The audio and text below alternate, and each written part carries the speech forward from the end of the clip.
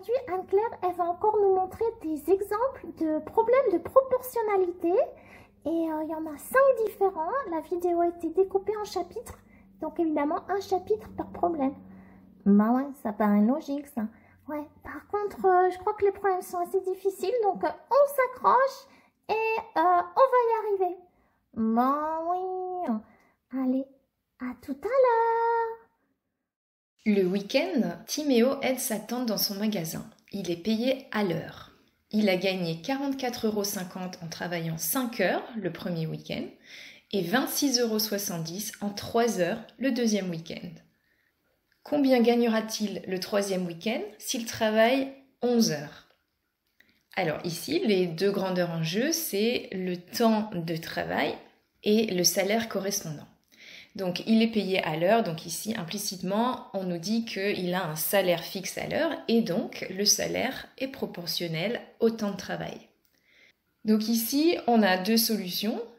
La première c'est de trouver combien il est payé à l'heure et donc on peut utiliser par exemple en 5 heures il est payé 44,50 €. Donc on peut faire 44,50 € divisé par 5 pour trouver le salaire horaire, ou bien on peut se dire qu'en 10 heures, il serait payé donc le double de 44,50 €, c'est-à-dire 89 €, ce qui veut dire qu'en 1 heure, il est payé 8,90 €. 89 divisé par 10.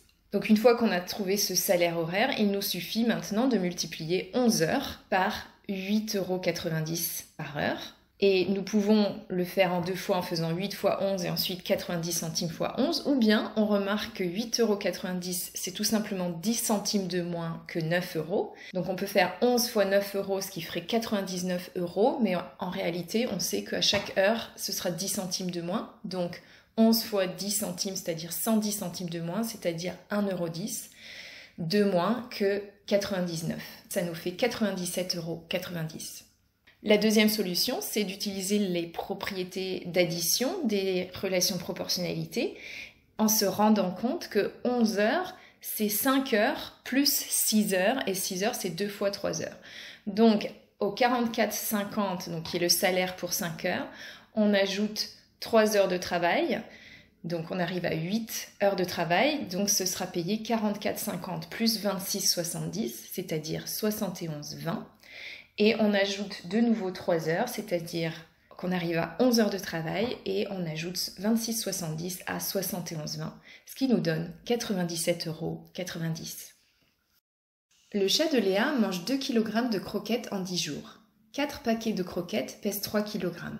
Combien de paquets faut-il pour nourrir le chat pendant 10 jours? Donne ce nombre sous la forme d'une fraction. Nous avons donc ici 3 grandeurs en jeu, la durée d'alimentation du chat, la masse de croquettes et le nombre de paquets de croquettes. On va ici supposer que le chat mange la même quantité de croquettes chaque jour. Nous sommes alors dans une relation de proportionnalité et nous allons pouvoir la représenter avec une triple droite graduée. Donc la première information est que 2 kg de croquettes sont mangées en 10 jours. Il nous faut donc aligner le 2 kg avec le 10 jours sur les deux droites correspondantes. Et la deuxième information, c'est que 4 paquets pèsent 3 kg. Maintenant, on nous demande combien de paquets faut-il pour nourrir le chat pendant 10 jours. Donc nous voyons qu'en 10 jours, le chat a besoin de 2 kg de croquettes. Donc la question, c'est combien de paquets correspondent à 2 kg de croquettes. La première chose que l'on peut faire ici, c'est de trouver combien de paquets correspondent à 1 kg de croquettes. Donc nous voyons que sur la droite des kilogrammes, nous devons diviser notre 3 par 3 pour arriver à 1. Cela correspond à diviser notre segment qui va de 0 à 3 en 3 parties égales. Donc pour avoir les graduations 1, 2, 3, etc. sur notre droite. Si nous faisons la même chose sur la droite au-dessus, donc pour le nombre de paquets de croquettes, nous devons diviser 4 par 3 pour être alignés verticalement avec le 1 kg. Et 4 divisé par 3, nous pouvons tout simplement l'exprimer avec la fraction 4/3. Pour trouver maintenant le nombre sur cette droite du haut qui est alignée avec le 2 kg sur la droite du dessous, nous devons multiplier notre 4/3 par 2 et nous obtenons 8/3. Et c'est déjà la réponse à notre question puisqu'ils nous disent d'exprimer ce nombre de paquets sous la forme d'une fraction, 8/3. À noter aussi que diviser par 3 puis multiplier par 2, c'est la même chose que multiplier par 2/3, qui correspond ici en effet à la multiplication horizontale qui nous fait passer donc sur la droite de la masse de 3 à 2 et sur la droite du nombre de paquets de 4 à 8/3, donc en multipliant 4 par 2/3. Il nous faut donc 8/3 de paquets de croquettes pour nourrir le chat pendant 10 jours, et à noter que 8/3, c'est la même chose que 2 paquets entiers plus 2/3 d'un paquet. Le changement de température de l'eau dans une bouilloire est proportionnel au temps de chauffage. Alice a mesuré que sa bouilloire met 2 minutes et 24 secondes pour chauffer à 95 degrés Celsius un litre d'eau initialement à 15 degrés Celsius. Combien de temps faut-il à la bouilloire d'Alice pour augmenter de 10 degrés la température d'un litre d'eau? Donc ici, on nous dit qu'il y a une relation de proportionnalité entre le changement de température et le temps de chauffage. Donc ici, attention, il s'agit du changement de température et non la température directement. Donc dans l'expérience d'Alice, la température de l'eau est passée de 15 degrés à 95 degrés, elle a donc augmenté de 80 degrés. Le changement de température, c'est 80 degrés dans ce cas-ci, qui correspond à une durée de chauffage de 2 minutes 24. Puisque nous sommes dans une relation de proportionnalité, nous pouvons représenter cela avec une double droite graduée, où bien sûr le 80 et le 2 minutes 24 sont alignés verticalement. Et la question est combien de temps il faut chauffer 1 litre d'eau pour augmenter sa température de 10 degrés. Et donc nous cherchons le temps sur la droite du haut qui est aligné avec le 10 degrés de changement de température sur la droite du bas. Donc nous voyons qu'il nous faut diviser notre 2 minutes 24 par 8 puisque 10 c'est 80 divisé par 8. Donc pour faire ça, nous pouvons essayer de diviser le 2 minutes 24 par 8 en divisant d'un côté le 2 minutes par 8, c'est-à-dire que c'est la même chose que diviser 1 minute par 4, et puisqu'une minute c'est 60 secondes, quand on divise par 4, cela nous donne 15 secondes, et les 24 secondes restantes, nous les divisons aussi par 8, ce qui nous donne 3 secondes, et donc 15 plus 3 égale 18 secondes.